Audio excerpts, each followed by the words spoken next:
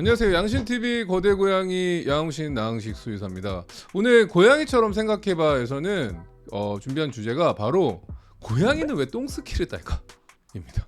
고양이가 가끔 엉덩이를 찰싹 바닥에 붙인 다음에 막 이렇게 스키 타듯이 약간 이렇게 하는 행동을 뭐 똥스키 탄다, 응아스키 탄다 라는 말을 합니다. 왜 이런 똥스키를 탈까? 귀엽긴 해요. 귀엽긴 한데 계속 하다 보면 좀 괴로워 보이는 것 같기도 하고, 제가 왜 갑자기 이렇게 안 하던 행동을 할까?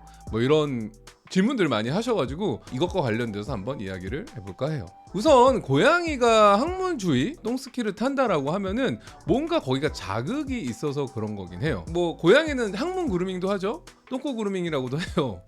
참 고양이들 말 표현들이 좀 귀엽긴 한데, 똥꼬 그루밍, 똥스키, 자신이 그쪽 부분을 뭐 잘 이렇게 다듬기도 하고 그 다음에 그루밍을 하기도 합니다. 근데 그것보다 더 큰 자극이 있을 때 분명히 불쾌감이 있기 때문에 거기를 이제 바닥에 자꾸 비비고 어떻게 보면 자꾸 긁는 행동을 하는 거거든요.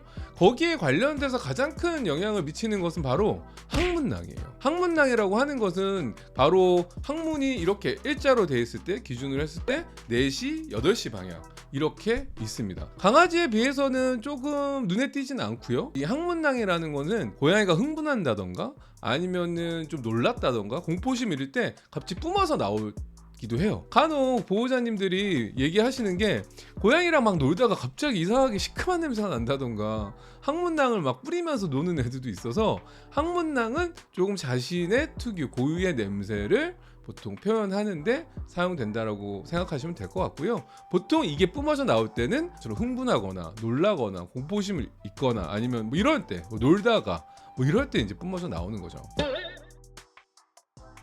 항문낭은 강아지에 비해서는 자주 압박 배출을 하지진 않아요.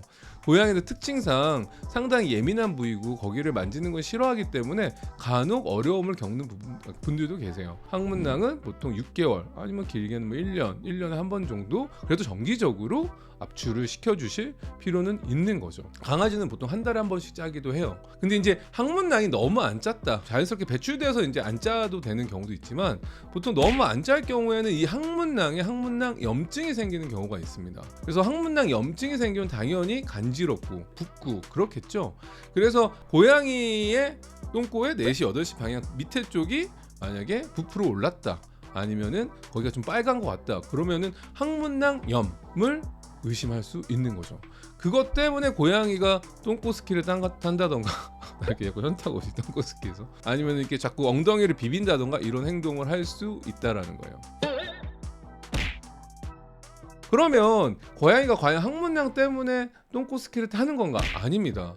간혹 소화기 문제가 있는 애들도 잔변감 때문에 설사 증상이 있다. 설사 증상이 있으면 어때요? 변이 계속 나오고 이런 경우에는 당연히 잔변감, 그러니까 변이 남아있으니까 찝찝하잖아요. 그러니까 그거를 좀 해소하기 위해서 엉덩이를 바닥에 끌고 다니는 경우도 있다라는 거죠. 그런 경우에는 갑자기 뭐 사료를 바꿨다던가 안 먹던 걸 먹어서 뭐 설사 증상이 있다던가, 아니면은 소화기 자체에 뭐 다른 질환들, 뭐 장염이 있다던가 염증성 장질환이 있는 경우에도 아이들이 갑자기 고양이가 항문을, 엉덩이를 바닥에 끌고 다니는 경우도 있습니다. 이와는 반대인 경우에도 엉덩이를 끌고 다니는 경우도 있어요. 바로 변비예요. 설사는 계속 조금씩 소량을 변을 본다던가 그러다 보니까 이제 계속 대변 욕구가 있기 때문에 이제 뭐 자극이 된다라고 한다면, 극심한 변비의 경우에는 변이 나오지가 분출되지 않았기 때문에 이 부분을 계속 자극이 돼서 엉덩이를 계속 바닥에 끌고 다니려는 성향이 있다라는 거죠. 변비하고 설사하고 혼동하는 경우도 있으세요. 어떻게 혼동을 하냐면은 변비인 경우에도 설사 증상처럼 보이는 경우도 있습니다. 그러니까 무슨 이야기냐면은, 변비라고 하는 건 변이 배출이 안 돼 있잖아요. 그러니까 변이 배출이 안 돼 있다 보니까 변은 나오지 않고 대장에 있는 점막 그 주위에 있는 것들만 찔끔찔끔 나오는 거예요. 그래서 보호자님들이 얘가 설사하네 라고 해서 내원하셨다가 엑스레이 찍어보면은 변비가 심해서 변비 진단을 받는 경우도 있습니다. 간혹 엑스레이 촬영이라던가 이런 걸 안 해서 변비임에도 불구하고 설사 치료를 받아서 오히려 변비가 악화되는 경우도 왕왕 있어요. 그렇기 때문에 만약에 고양이가 엉덩이를 계속 바닥에 끌고 다닌다, 아니면은 계속 힘을 주는데 변을 못 본다, 근데 조금씩 액성에 조금 설사 증상처럼 찔끔거린다 라고 한다면은 꼭 동물병원에 데려가셔서 복부 엑스레이 촬영한 다음에 이게 정말 설사인지 장염인지 아니면 변비인지를 감별 진단할 필요가 있는 거죠. 당연히 알러지 반응 때문에도 긁는 경우도 있어요. 알러지라는 거는 되게 식이 알러지, 그 다음에 아토피, 외국 같은 경우는 벼룩 알러지도 되게 많아요. 그러니까 알러지 반응이 오는 경우에 대부분 눈 주위, 귀 이런 데도 많이 붓기도 하고요. 특히 항문 주위 쪽도 붓는 경우도 많죠. 당연히 간지러우니까 과도하게 핥는다던가, 핥는 거로 안 됐을 때 엉덩이를 보통 끌고 다닌다던가 이런 경우도 있죠. 그리고 기생충 예방이 제대로 안 되는 경우, 제가 뭐 항상 이야기하지만 기생충 예방이라고 하는 거는 한 달에 한 번씩 하셔야 되고 연중 내내 하셔야 된다 라고 설명을 드리죠. 기생충 예방이라고 하는 거는 심장사상충만 생각을 하시는데 뭐 회충, 조충, 뭐 십이지장충, 내부에 살고 있는 기생충도 있고 외부에 살고 있는 귀진드기라든가 벼룩이라든가 오미라든가 뭐 진드기라든가 이런 것들이 있기 때문에 이러한 것들을 예방을 잘 해주셔야 돼요. 이런 것들이 잘 안 됐을 경우에는 기생충 감염으로 인해서 당연히 기생충이 나올 수 있잖아요. 그러면은 자극이 돼서 또 항문을 끌고 다닐 수도 있는 거예요.